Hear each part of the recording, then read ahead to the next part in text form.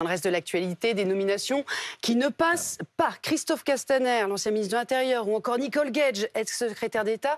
Chine, le spécialiste asiatique de l'ultra fast fashion, recrute des conseillers de choix. Ouais, la plateforme chinoise est adorée par les ados notamment, mais elle fait l'objet de beaucoup de critiques parce qu'elle ne respecterait pas les normes sociales et environnementales. La Fédération française du prêt-à-porter se dit indignée de voir d'anciens ministres rejoindre Shein. Lucas David. Une file d'attente qui se forme malgré la pluie. C'était l'année dernière à Lille, à l'ouverture d'une boutique Shein, enseigne de vêtements à prix cassé. C'est moins cher.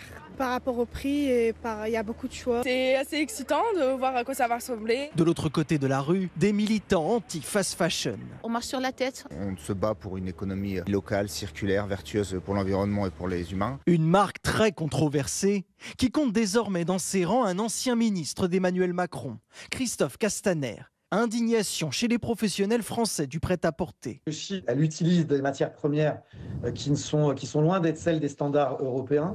Notamment, elle utilise encore beaucoup de pétrole. Pour nous, le sujet principal, c'est qu'il faut absolument freiner Shein et même idéalement l'arrêter. À BFM TV, l'ancien ministre répond « C'est pour changer les choses de l'intérieur qu'il a accepté ce poste ». Pour faire évoluer une filière, la puissance publique ne peut pas tout. Faire évoluer les entreprises et leurs pratiques est important. La marche est haute, mais les dirigeants de Shein ont une vraie volonté de s'adapter aux attentes européennes. Mission officielle de l'ancien ministre, conseiller Shein dans ses orientations stratégiques en Europe.